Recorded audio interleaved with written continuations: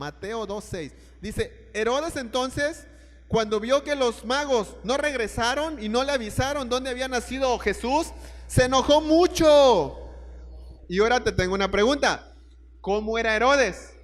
Te voy a dar un poquito de su currículo. No era mal gobernante, pero era muy cruel, muy sádico. Para que te des un poquito de idea de cómo era Herodes, ahí te va una idea.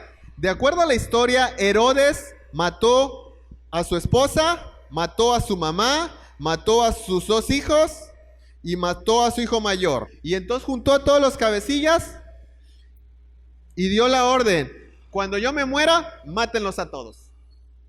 Porque la gente debe de llorar. Cuando yo me muera, tiene que llorar. Por mí no van a llorar, van a decir que bueno que se murió. Pero si mato a gente buena, van a llorar. Y yo quiero que el día que me muera la gente llore.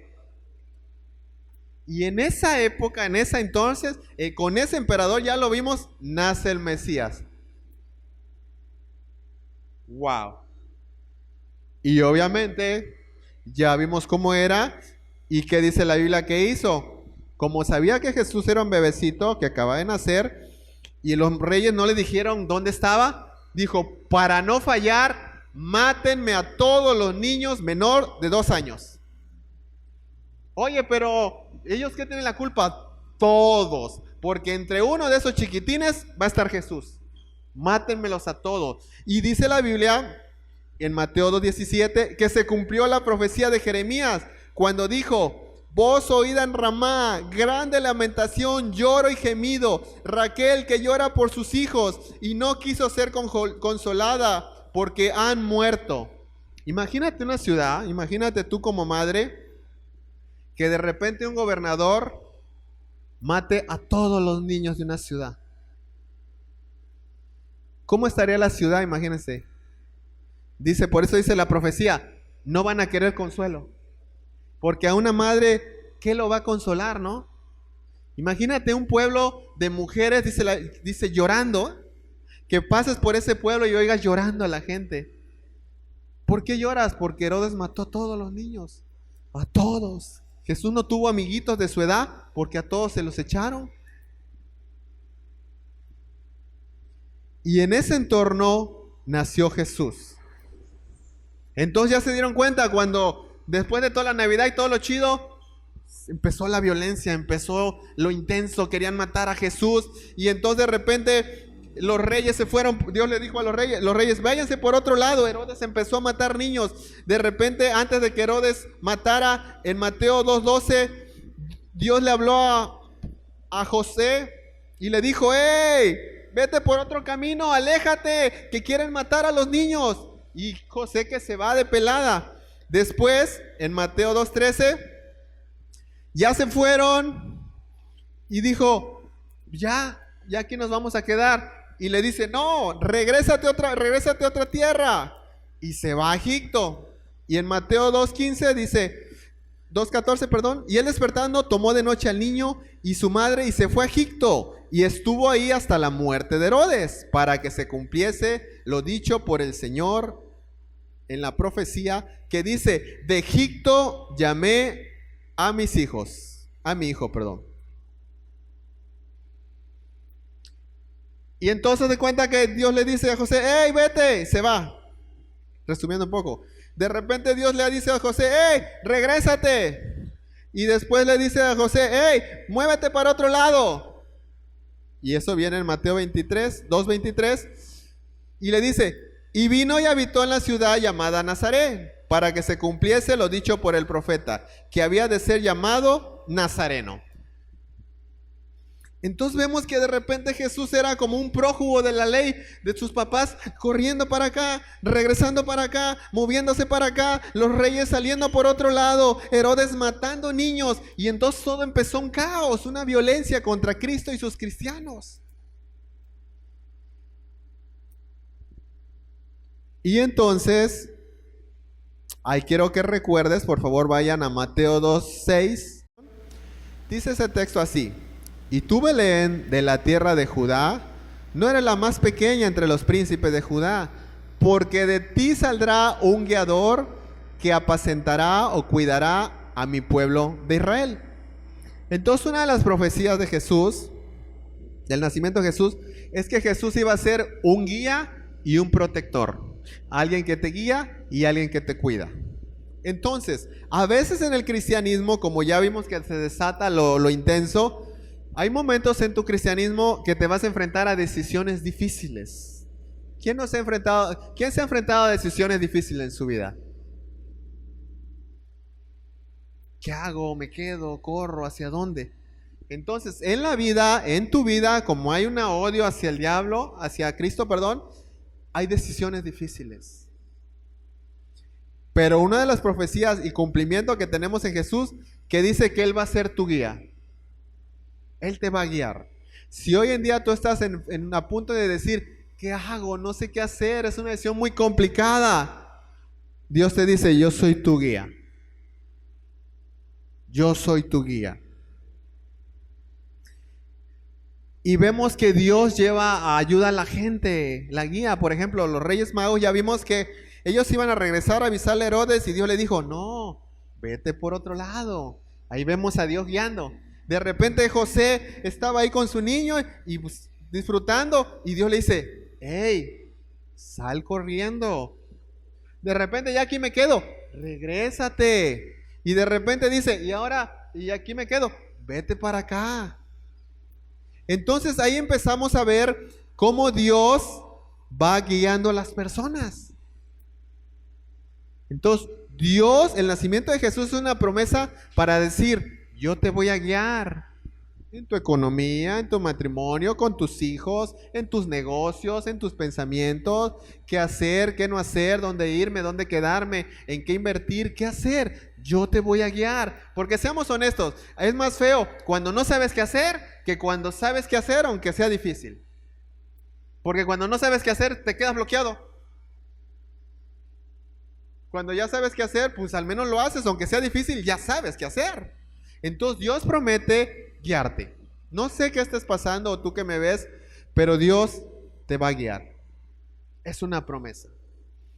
En el Salmo 23:3, ¿te recuerda esta promesa? Dice Salmo 23:3, varias traducciones para que lo entiendas bien. Dice, Él confortará mi alma. ¿Qué quiere decir esto? Él te va a dar nuevas fuerzas. Él te va a dar un alma nueva. Si alguien de aquí se siente desanimado, agüitado, aplacado, dice la Biblia, hey, yo te voy a dar nuevas fuerzas, yo te voy a dar un alma nueva, yo te voy a confortar. Wow, qué bonito, ¿no? Y sigue el Salmo 23:3, dice, me guiará por sendas de justicia por amor a su nombre. Otra vez, Él te va a guiar. ¿Qué quiere decir esto? Para que lo entiendas, dice, oigan bien. Él me va a guiar por sendas correctas, para así dar honor a su nombre. Él me lleva por buenos caminos, para mostrarme lo bondadoso que es. Él te va a guiar y te va a llevar por buenos caminos. ¿Para qué? Para mostrarte que Él te ama y que es bueno contigo. Sigamos. Dice, Él me guía por el mejor camino, porque así eres tú, Dios. Qué bonito, ¿no? Él te guía por el mejor camino. Hay una película que me gusta mucho. Haz de cuenta, el chavo estaba por una situación bien complicada, de decisiones muy terribles. No sabía qué hacer. Y en esa película el chavo lo único que se hace es que se arrodilla y le dice, Dios, ayúdame a hacer lo correcto. Ayúdame a hacer lo correcto. Y a veces no sabemos ni qué orar, nomás Dios, solo ayúdame a hacer lo correcto, por favor. Y Dios te dice, sí, yo te voy a guiar, porque yo te dije que iban a ser en Jesús un guiador para tu vida. Sigamos, Salmo 139:8 dice, si yo subo al cielo, ahí estás tú. Si yo me fuera bajo las alas del albo y me fuera al extremo del mar, aún allí me guiará tu mano. Wow. En el valle más oscuro, en el infierno más profundo, en el mismo cielo, en el lugar más aislado de la tierra, dice, ahí yo te voy a guiar. En el lugar más solitario, cuando te sientes solitario, Dios dice, ahí yo te voy a guiar.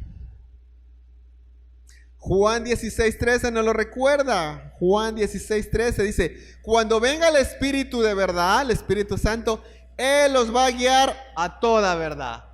a lo correcto, a lo bueno, a lo bondadoso, a lo que te conviene.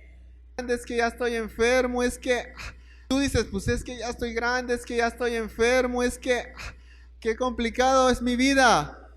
Hay una promesa tremenda. Salmo 48:14. Oigan bien, 48:14. Dice, porque este es Dios nuestro, eternamente y para siempre. Él nos va a guiar aún más allá de la muerte. Wow. Aún más allá de la muerte. Estás aquí, te guía cuando eres bebé, te guía cuando estás en la secundaria, te guía cuando vas en el bachillerato, te guía cuando vas a escoger con quién casarte, qué trabajo agarrar, a dónde vas a vivir, cómo te vas a cortar el pelo, te va guiando, te vas haciendo viejito, te guía qué medicina tomar, cuándo descansar, cuándo reposar, y de repente se te para el corazón y te mueres y Dios te sigue guiando. Ahora vamos para la eternidad y te sigue guiando por la eternidad. Te guía cuando eres bebé, mueres y sigue guiándote hasta la eternidad. Wow. La gente te ayuda mientras estás vivo, ¿no? Y a veces ni cuando estás vivo, ¿no? Apocalipsis 7:17 ya habla de la eternidad, ya cuando ya pasaste este mundo terrenal. Porque el Cordero que está en medio del trono los va a pastorear y Él los va a guiar a fuentes de agua viva y va a enjuagar toda lágrima de sus ojos. ¿Sabían que un salmo dice que Dios tiene contada todas tus lágrimas? ¿Quién de aquí sabe cuántas lágrimas ha derramado? Dios tiene contadas todas.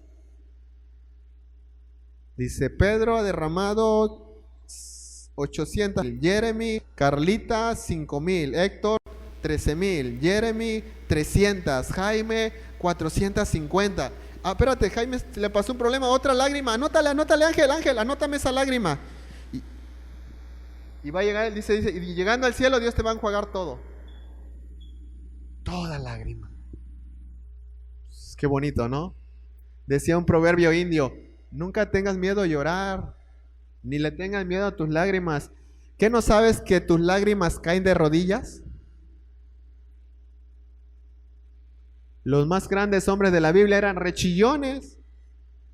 El David puro chillar se la llevaba. Dice, mi cama la inundo de lágrimas. Porque su corazón era sensible, lo derramaban.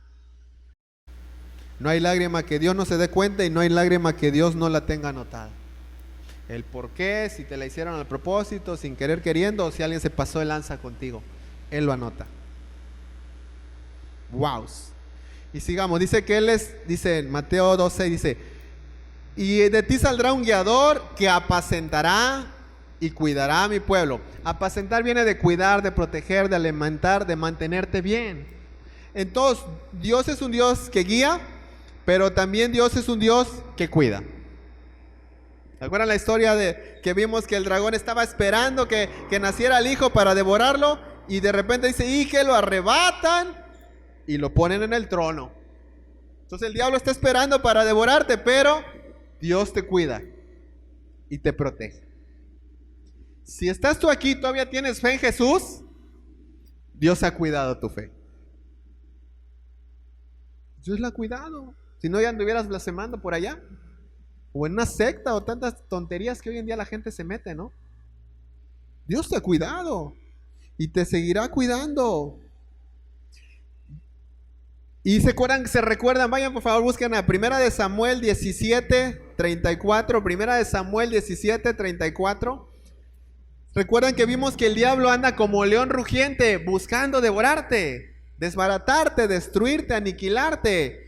Ok, eso es una verdad, pero también es una verdad que 1 Samuel 17:34 dice, David respondió a Saúl y le dijo, acuérdense, tu pastor es Jesús, tu siervo era pastor de ovejas, y cuando venía un león o un oso y tomaba algún cordero de la manada, salía yo tras de él, lo hería y se lo quitaba de la boca, lo traía hacia mí, le echaba un golpezazo en la quijada, lo hería y lo mataba.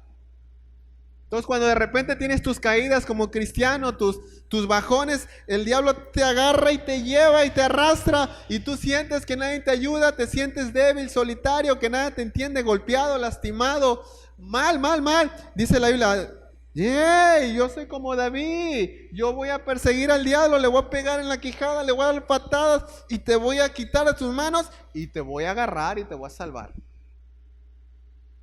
Porque Él es tu protector.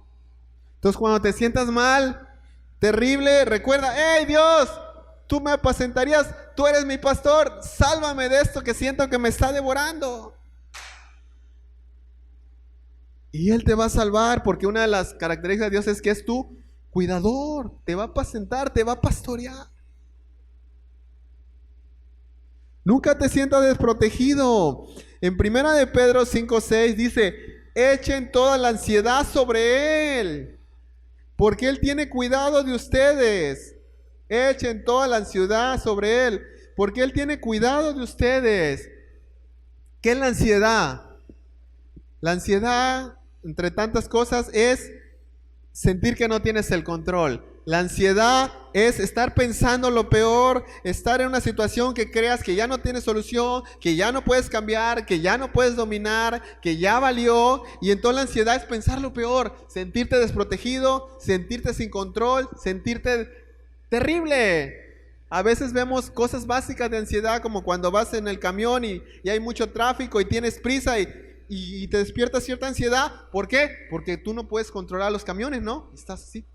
Entonces, o cuando de repente tu novio, tu esposa, tu pareja no te contesta el celular o te llama, o un hijo salió y no se llevó el celular y no te contesta y tú piensas, ¿por qué no contesta? ¿Por qué no contesta? Y estás todo aterrado. ¿Por qué? Porque empiezas a pensar lo peor. ¿Y por qué te generó ansiedad? Porque no tienes control. Cuando el ser humano ya no tiene el control, se pone loco. Porque al ser humano le gusta tener control de todo. Tenemos control remoto, todo lo queremos controlar. Cuando nos quitan el control, se despierta ansiedad. Entonces tenemos que entender, y para ponerte un ejemplo de lo que quiero referirme, miren, en la guerra, esto es real, había dos grupos, los que peleaban con espada, con cuchillo, con metralleta, con granadas, y de repente había otro grupo, los aviadores, ¿no? Y de repente estudiaron el comportamiento de los demás. Y los que peleaban con espada, con cuchillo, con granada, estaban todos ansiosos. Todos de miedo. Pues, ¿qué va a pasar? ¿Me va a caer una granada por acá? ¿Me van a disparar por aquí? ¿Va a salir del monte camuflajeado?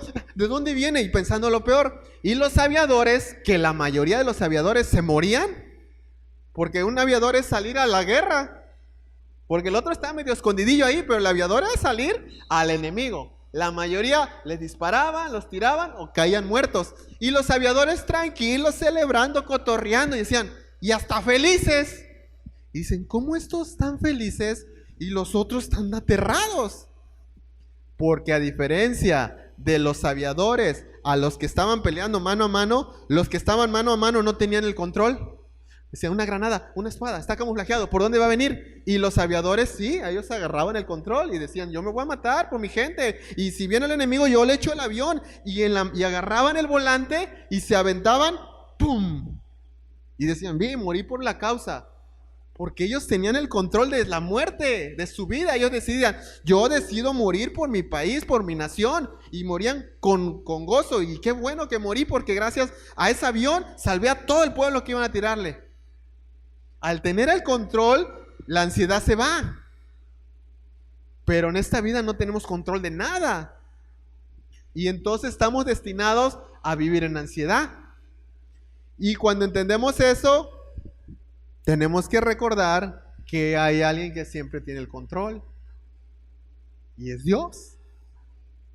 Y si ustedes pusieron mucha atención, dice, Herodes mandó a matar a los niños. Y se cumplió la profecía.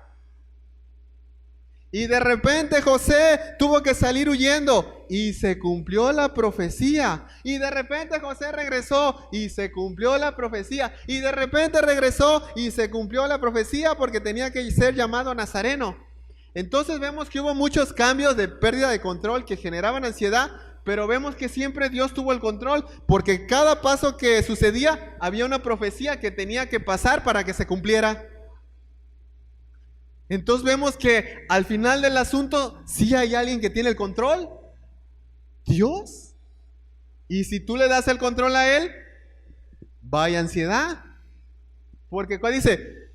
Deje su ansiedad a Él, porque Él tiene cuidado de ustedes. Cuando te sientes que te cuida, que alguien va manejando, que tú nomás vas de copiloto, pero el que maneja es Dios, ya te pasa los aviadores, sale, que me maten por mi fe en Cristo. Estoy agarrado de algo, de Cristo. Por eso los juegos de extremos, por ejemplo, te subes a un juego de esos que te agarras así y te dan vueltas y te patalean y sientes feo, pero vas agarrado. Mira, yo me he subido a muchos juegos extremos, pero el más extremo que me he subido es el bungee. ¿Por qué? Porque el bungee no te agarras de nada. Los otros son extremos, pero vas agarradísimo. Tengo control, pero el bungee nada más te amarran los pies y tú dices, ¿de dónde me agarro? Y la mayoría te empujan porque ya estando ahí te andas rajando. Me acuerdo que me subí y dije, dice, no, ya estás arriba, no te puedes bajar. ¿Y qué me empujan? No te agarras de nada y eso genera, sentía que te partes en pedazos. Pero como cristianos te agarras de Jesús. Igual que los juegos te tambaleas, sientes que te mueres y todo. Pero mira, al final te bajas y no te pasó nada. Si los que hacen los juegos mecánicos lo hacen con la seguridad para que no te pase nada, ¿crees que Dios no hizo la vida para que si te agarras de Él no te pase nada? ¿Quién cree que es más inteligente? ¿Los ingenieros que hacen juegos mecánicos para que no te caigas y no te mueras? ¿O Dios que creó el universo? Agárrate de Él. Y cuando sientas con el bungee que no te agarra de nada, estás amarrado de la fe. Con lazos de amor te tiene agarrado. Recordemos, pero no puedo terminar esta predicación sin advertirles, cuidarlos de que no lleven a los excesos, porque esta enseñanza es un poco peligrosa. ¿Por qué peligrosa? Porque luego la gente dice, no, pues al final te tiene que cumplir todo. Pues son las profecías, Dios tiene el control, Dios sabe todo. Y hay gente que dice, pues vamos a cotorrear, vamos a pasárnosla chido. Igual, cuando te toca, te toca. ¿Ya has escuchado eso, no? Cuando te toca y andan cotorreando, ¿no? Diciendo, todo está escrito. Si no te toca, no te toca. Nada que ver, porque la Biblia dice algo interesante. Que si tú crees en Dios, tu vida será alargada. Y dice la Biblia, el camino de los no creyentes, de los impíos, es acortado. Porque yo he tocado gente que anda temeraria y haciendo locuras y dice, no hay bronca. Cuando te toca, te toca. Si no te toca, aunque te den 10 balazos. No, el no cristiano que anda jugándole al vivo, su vida es acortada. El cristiano, efectivamente, clavado con Dios, sí, hasta que Dios diga. Pero no podemos jugar a eso. También otro de los que a veces se vuelve excesos, la gente dice, pues es que al final Dios es soberano. Dios puede hacer lo que quiera, Él sabe todo. Al final lo que me va a pasar ya está escrito. Sí, Dios es soberano y puede hacer lo que quiera, pero tú no eres soberano para hacer lo que quieras. Él sí, tú no. Él es soberano y hace lo que quiera, dice la Biblia, en los mares y en los abismos. Pero tú no eres soberano para hacer lo que quiera. Tú debes de cumplir sus mandamientos para que te vaya bien. Esa es tu chamba, no ser un Dios soberano. Y entonces, porque miren, les voy a ser bien honestos, sin ofender a nadie. Muchos sufrimientos que el cristiano vive no son la voluntad de Dios. A veces sí nos toca sufrir por Cristo, como volvimos la gente muerta. Pero miren, seamos bien honestos. Muchas veces sufrimos por necios, por cobardes, por tontos, por ingenuos, por flojos, por tercos, rebeldes, lujuriosos, incrédulos o mentirosos. Muchas veces por esas cosas sufrimos. y no es la voluntad de Dios.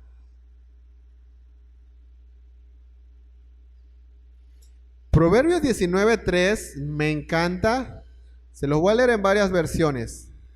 Vean, esto es algo tremendo, porque la soberanía de Dios mal explicada, echar la culpa a Dios de sus problemas, echar la culpa a Dios de sus problemas. Dice Proverbios 19:3, oigan bien, la necedad del hombre hace que pierda el rumbo. La gente arruina su vida por su propia necesidad y para colmo se irrita contra el Señor. Wow. Otra versión para que lo entiendan bien. El tonto fracasa en todo y luego dice, Dios tiene la culpa. Otra versión. Hay gente insensata que arruina su vida ella misma y luego le echa la culpa a Dios. La necedad del hombre lleva al extravío y le hace volcar su enojo contra el Señor. Por necio, por tonto, por ingenuo, la gente hace un relajo y después se enojan con Dios. Si es que ¿por qué vivo en esta miseria económica? Pues eres reflojo y retranza. No quisiste estudiar. Es que ¿por qué me tocó esa mujer? Pues te dieron el consejo que no te acostaras de ella antes de casarte para no cometer errores y te valió. Es que ¿por qué me metí en ese problema? ¿Por qué tomé esa decisión? Ni oraste antes de tomar la decisión.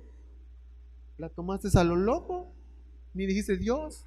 Como una madre que le decía a Dios que sus hijos murieron accidentados y le decía, Dios, ¿por qué murieron mis hijos? ¿Por qué me tratas así? ¿Por qué, Dios? ¿Por qué eres así de cruel? ¿Por qué eres malo? Y Dios le contesta, mujer, ¿por qué te pones así? ¿Por qué? ¿Por qué no cuidaste a mis hijos? ¿Y cuándo tú me pediste que los cuidara?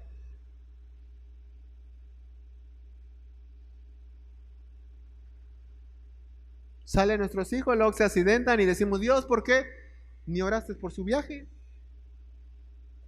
Dios, ¿por qué se casó con esa mujer? Ni oraste porque Dios le diera sabiduría con qué esposa. Dios, ¿por qué tiene esas amistades? Ni oraste por sus amigos. Yo ya estoy orando por la esposa de Jeremy desde que era bebé. Oro contra su rebeldía, necedad. Y alabo las cosas buenas que hacen. Pero ¿cómo podemos enojarnos con Dios si ni oramos?